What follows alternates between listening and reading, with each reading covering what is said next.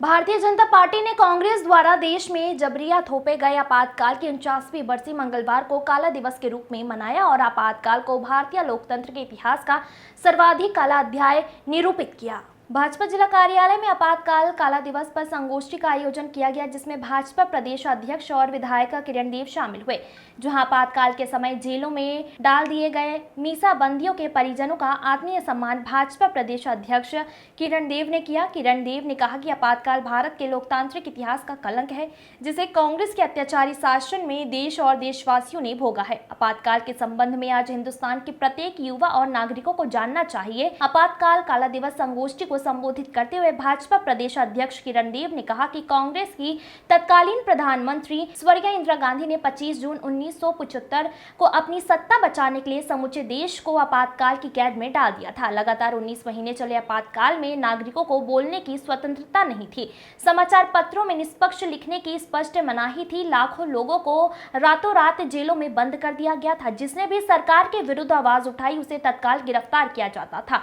एक तानाशाही शासन कैसा होता है, यह कांग्रेस ने अपनी सरकार चलाने के लिए किया। किरण देव ने कहा कि देश के उन कठिनतम समय की कल्पना तक हम नहीं कर सकते कि देश के एक एक नागरिक के मौलिक आधार तक कांग्रेस ने छीन लिए थे। किरण देव ने कहा कि कांग्रेस के आपातकाल के कलंक को भारतीय जनता पार्टी काला दिवस कहती है। देश और समग्र देशवासियों को कांग्रेस की ऐसी काली और जघन्य करतूत की जानकारी होनी चाहिए।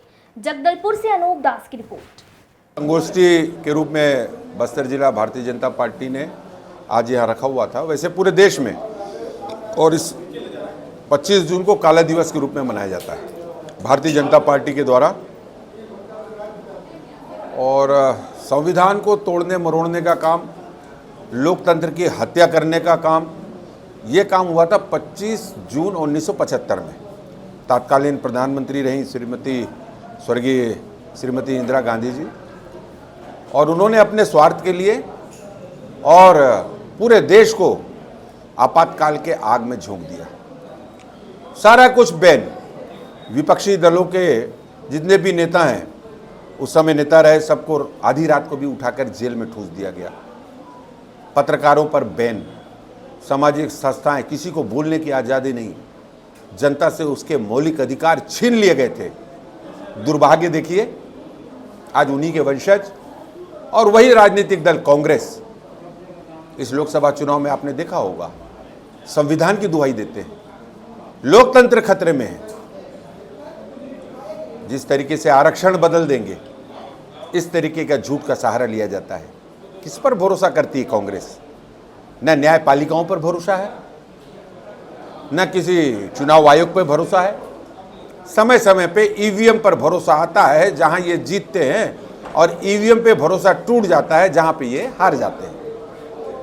कुल मिला के आज के दिन और लगातार 1977 तक, सोचिए आप, 2 वर्ष, लगभग 19 महीना, 2 वर्ष ही मानिए, 2 वर्ष तक प्रेस की आज़ादी समाप्त। 1975 से 1977 तक जनता के मौलिक अधिकार समाप्त। राजनीतिक दलों के सारे लोग जेल में। थोड़ा सा मेरा ये आग्रह है कि कांग्रेस जब संविधान और लोकतंत्र की बात करती है तो उसको 25 जून 1975 का वह काला दिवस याद करना चाहिए।